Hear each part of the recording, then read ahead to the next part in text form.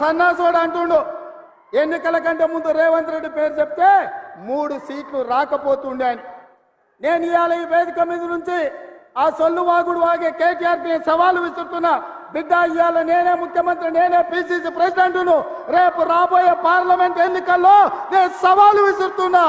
నీ చేతనైతే దమ్ముంటే, నువ్వు మగోడు అయితే ఈ తెలంగాణ రాష్ట్రంలో బిడ్డ ఒక్క సీటు గెలిచి చూపించు. నీ అయ్యా నువ్వు వస్తావో నీ అయ్య వస్తాడో మా కార్యకర్తలు చూసుకుంటారు. బిడ్డ, నువ్వు అనుకుంటున్నావా అల్లా తప్పగాడని? అల్లా తప్పగాలం కాదు, అవులగాలలాక అయ్య పేరు చెప్పుకొని కుర్చీలో కూర్చోలేదు సన్నాసోడా.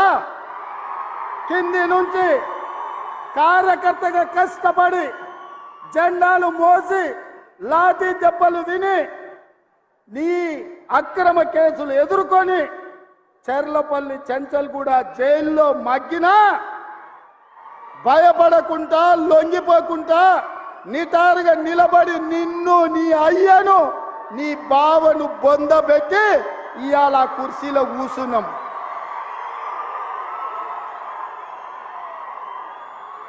ఈ కుర్చీ ఇనాం కింద వచ్చింది కాదు, ఈ కుర్చీ అయ్య పేరు చెప్తే వచ్చింది కాదు బిడ్డ. నల్లమల్ల అడవి నుంచి తొక్కుకుంటూ వచ్చి నీలాగటో నెత్తి మీద కాలు పెట్టి తొక్కి ఆ కుర్చీలో కూర్చోబెట్టింది మా కార్యకర్తలు.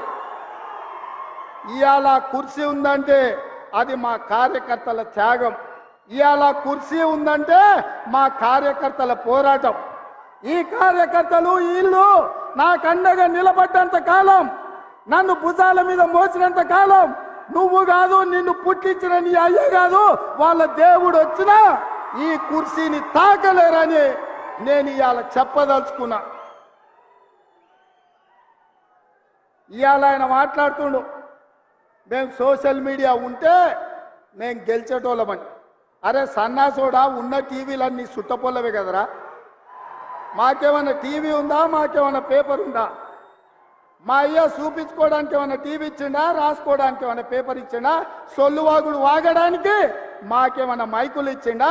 సాయంత్రం పూట సేద తీయడానికి జూబ్లీహిల్స్లో సినిమా వాళ్ళ గెస్ట్ హౌస్లు ఏమన్నా మాకు ఇచ్చిండా? ఏమిచ్చిండా? మా కార్యకర్తలు కష్టపడితే, మా కార్యకర్తలు నిలబడి కొట్లాడితే మాకు ఇవాళ ఈ అధికారం వచ్చింది. ఇవాళ నువ్వు చేసే తప్పుడు పనులు మా కార్యకర్తలు సోషల్ మీడియాలో పెట్టారు. మాకు ఆ ట్యూబ్ అక్కర్లేదు, ఈ ట్యూబ్ అక్కర్లేదు, ఏ ట్యూబ్ అక్కర్లేదు. బిడ్డ, నీ ట్యూబ్ లైట్ వలగొట్టే బాధ్యత మాత్రం మేము తీసుకుంటాం. ఆయన చివరికి దివాలా చెడి యూట్యూబ్ ఛానల్ పెట్టుకుంటామంటుండు. అట్లనే కృష్ణానగర్లో ఏదైనా బ్రోకర్ దందా కూడా పెట్టుకో. అది ఇది 2 కలిస్తే బాగానే నడుస్తుంది నీ వ్యాపారం. ఇప్పటికి కూడా సిగ్గురాలే. వాళ్ళ కుటుంబం దోసుకుంటే తెలంగాణ ప్రజలు చెప్పు తీసుకొని కొట్టినరు అనే సంగతి ఆయనకు అర్థం కాలే. 10 ఏళ్ళు అడవి పందుల్లాక చెరుకు తోట మీద పడి అడవి పందులు తిన్నట్టు మా వికారాబాద్ పరిగి తాండూరు ప్రాంతంలో పల్లి చేను వేసుకుంటే అడవి పందులు రాత్రిపూట చేను మీద పడితే ఆ పంట కాపాడుకోనికి మా రైతులు కరెంటు తీగలు పెట్టి కాపాడుకుంటారు.